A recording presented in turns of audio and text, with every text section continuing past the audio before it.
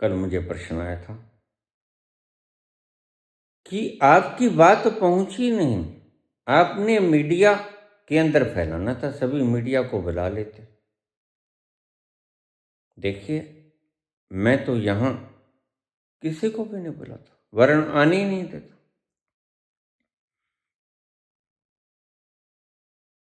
Media तो प्रचार प्रसार की बजाय बहस करेगा। तुम्हें पता है मीडिया को मैंने क्यों नहीं बताया कि मैं 25 करोड़ दूंगा?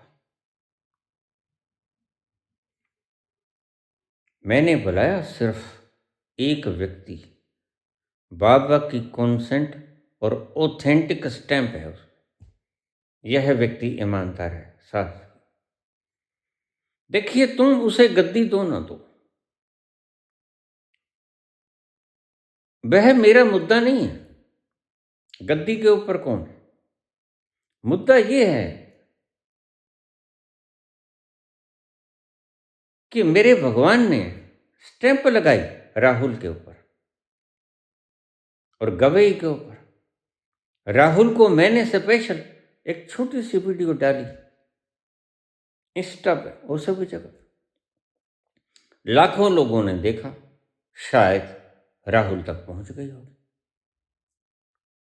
लेकिन पहुंच तो गई ही होगी।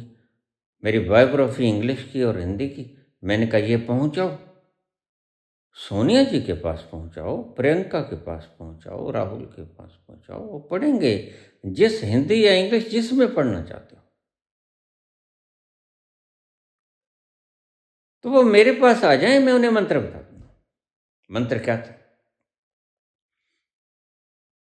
अगर मैं मीडिया में ये बात फैलाता, मीडिया को बुला के कॉन्फ्रेंस करता, तो मीडिया वाले तुम जैसे ही हैं, वो भी नहीं मानते, वो आगे नहीं प्रचार करते। तो वो कहते हैं बूढ़े का दिमाग खराब हो गया है, आई साठी बुद्धि नाठी। वो प्रचार थोड़ी करते, वो बहस करते, वो क्या ऐसा हो सकता है?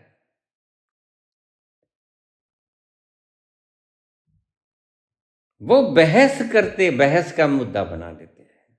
वह तो सारे इकट्ठे कर लेते, जनता को बुला लेते, उनका शो बढ़िया से चलता, जैसे बागेश्वर का बना लेते हैं। इनके लिए तो ये तो सजा लेते हैं सारा दुकानदारी अपनी, इनकी तो दुकानदारी है।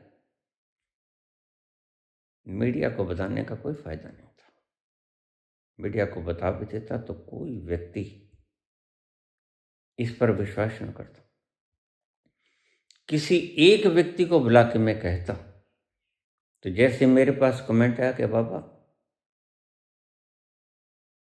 एक पारस मेरे को दे दो, मुझे बड़ी जरूरत है।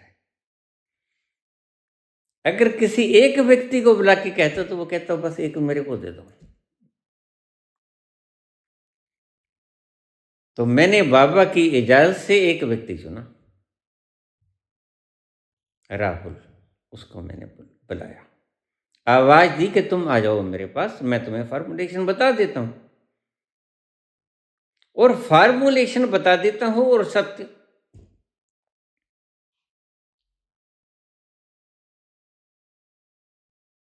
तुम्हें करके दिखला देता हूं यहां। और मेरा पूरा प्लान था, जब राहुल यहां आएंगे, मैं जहां लोहे का गार्डर मंगा लूंगा और वह चीज बाबा से लेके फेर दूंगा और दिखला दूंगा, देखो ये सोना हुआ कि नहीं हुआ। आप साक्षी हो, मैंने यह शॉट डाला कि नहीं डाला, और मैंने आप लोगों से मिन्नत करी कि नहीं करी कि मेरी ये वीडियो राहुल के पास जरूर पहुंचा दो। कहा नहीं कहा? आज भी रिकॉर्ड है,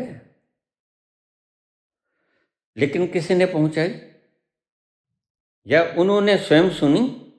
अगर उनका लक्ष्य ये था मोदी को गद्दी से हटा देना, तो फिर वो सुनते ना। जनता में भी तो कोई व्यक्ति होता है जो इतना तप और तपश्चर्या लगातार कर रहा है। तुम 2 दिन तक बिना रोटी के नहीं रह सकते।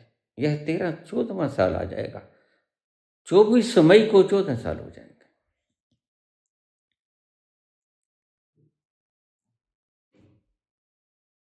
जहाँ तक मेरी स्मृति काम करती है, क्योंकि मैं वक्त याद नहीं रखा करता। मैंने कौन सा श्रेय लेना है? मैं तो बस बैठा हूँ, देखता हूँ कितना वक्त गुजर गया।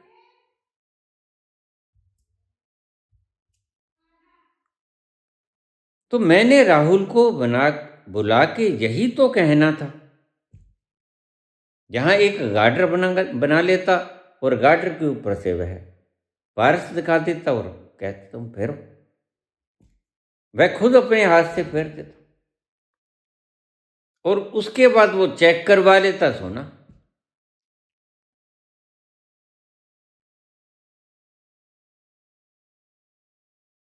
2.5 लाख टन सोना बनाने का पूरा बंदोबस्त। उधर से भाव बढ़ गए, भाव भी बढ़ाए गए, पुश किए गए, ऊपर खींचे गए। जितना कम से कम सोना लगे उतने में सर जाए और प्रत्येक व्यक्ति को 25 करोड़ जाए। उसी वक्त में सोना बढ़ा। आप याद कीजिए, 69,000 से शुरू हुआ यह बढ़ना और 1.5 लाख के करीब हो गया। मैंने उस दिन भी कहा था उसे। तो फिर एक मोजिज व्यक्ति को बुला लिया गया, जो कि कोई कुछ कहता रहे, सुब्रमण्यम स्वामी क्या कहता है, इससे मैंने क्या लेना है? ये वही तो व्यक्ति है जो कहता है कि मैं जानता था यह बदमाश है, लड़कियों को छेड़ता है, और हम सब ने झुंडली ने इकट्ठे होकर इसके पीएम बना दिया। इसको समझ नहीं आती। अगर मैं 60 आ गया हूं तो ये 8 आ गया है, ये 80 से ऊपर का है।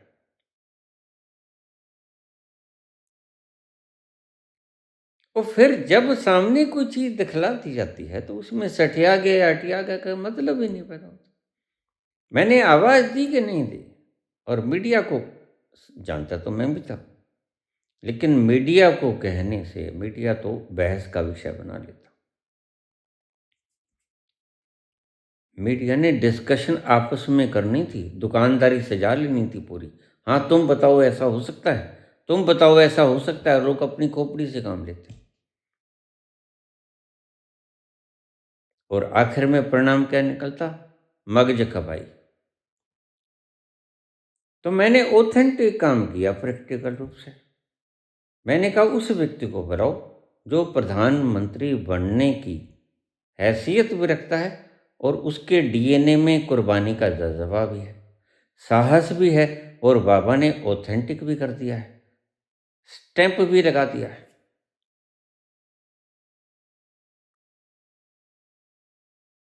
तुम कहते हो कि मीडिया बुला लेना था, बाबा हमारी आवाज़ पहुंची नहीं। वह सारे हिंदुस्तान में पैदल चल रहा, 4,000 किलोमीटर पैदल चला। अब भी चल सकता है, कोई बूढ़ा थोड़ी हो गया है।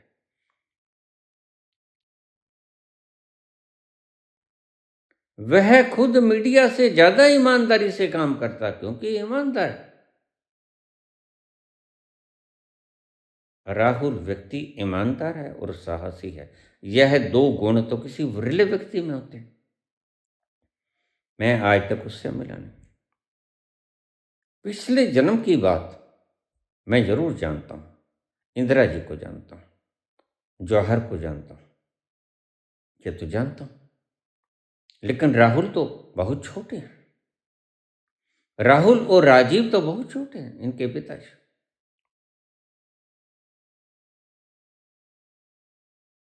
पुश्तैनी जानकार हूं मैं इनका, पुश्तों का। दयालुता है, दान की भावना है, पूरा का पूरा अपना महल इन्होंने दान कर दिया। और इस सरकार ने राहुल को दी हुई एक छोटी सी झोंपड़ी भी छीन ली। कोशिश की कि इसकी सदस्यता भी किसी तरह छीन ली जाए, 2 साल के लिए इसे जेल हो जाए। उस व्यक्ति की जो आनंद भवन का पुश्तैनी मालिक था, और आनंद भवन कितने एकड़ में है आप जाकर देख लो। लेकिन जब कोई व्यक्ति झूठ को प्रसारित करने पे आमादा हो जाए, और वो भी राजा, जिसको हमने ही अपने खून से बख्शा गुलों को रंग, हम ही शरीक जश्न बहारा न हो सके, उसको ही आपने मार गिराया। हमने ही अपने खून से बख्शा गुलों को रंग, हम ही शरीक जश्न बहारा न हो सके।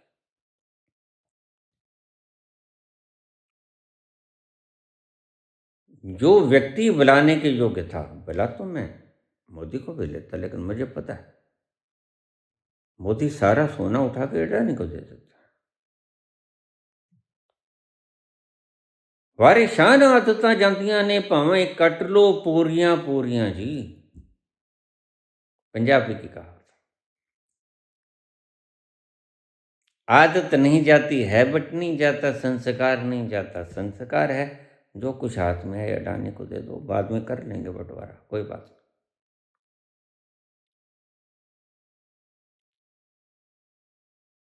और कुछ मूर्ख तंत्र साथ ले लिया है, अजित डोभाल जैसा। ये कहता है पाकिस्तान में जासूसी करता रहा, भाई करता रहा। सभी ने कुछ किया अपने अपने जमाने में, उसके किए पे मिट्टी क्यों डाल रहे हो तुम?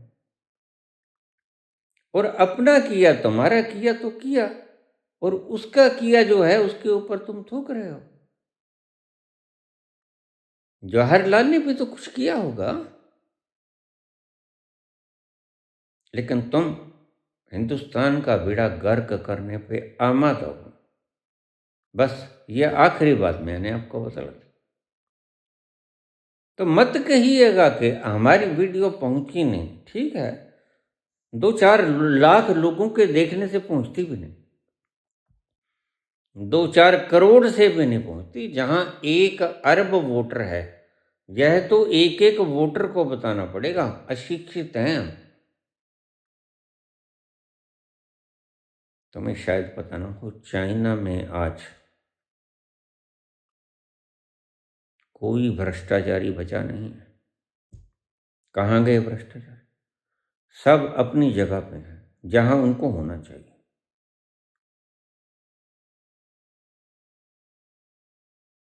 जिनपिंग ने बड़ी शानदार व्यवस्था की। ऐसे ही कोई मुल्क ऊपर नहीं उठा करता। राजा ईमानदार होना चाहिए। जिनपिंग ईमानदार है। Xi Jinping. आज कोई भ्रष्ट आचरण वाला बचा ही नहीं। उसने सब पटक दिए। जिस चीज के योग्य थे, जेलों में तुम जाओ, तुम्हारा जो काम है, तुम्हारा निवास स्थान जेल है, तुम जेलों में जाओ।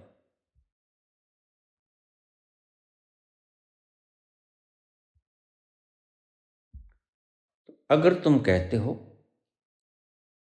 कि आपकी वीडियो पहुंची नहीं, तो आप गलत कहते हो। मीडिया को बता देते तो यह सिर्फ आपका अंदाजा है। मीडिया कभी भी प्रसारित नहीं करता। मीडिया प्रसारित करने का धन मांगता है। वो धन तो ना मैं किसी से मांगता हूं, ना धन खर्च करता हूं। यह मेरी शुरू से ही, प्रथम दिन से ही एक बनाया हुआ मेरा ही सिस्टम है। श्रद्धा से जो कुछ दे जाएगा, उस श्रद्धा को तो मैं रताड़ूंगा नहीं। उसको इन्हीं कार्यों के ऊपर मैंने खर्च किया। लेकिन अपनी रोजी रोटी परिवार की तो आज भी हम मेहनत करके, गुजारा करके, मिठाई के डब्बे बनाकर हम गुजर बसर कर रहे हैं।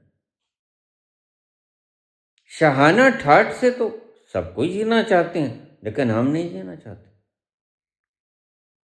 हराम की कमाई पे हम नहीं जीना चाहते। जो दान की कमाई है, वो दान के खाते पे लग जाए, तुम्हारे निमित्त ही बन जाएगा सब कुछ।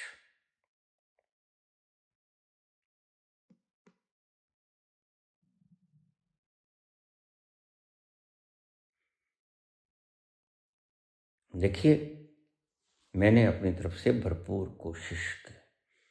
यद्यपि जीवेषणा के खत्म होने के बाद शरीर भी खत्म करने में चला था।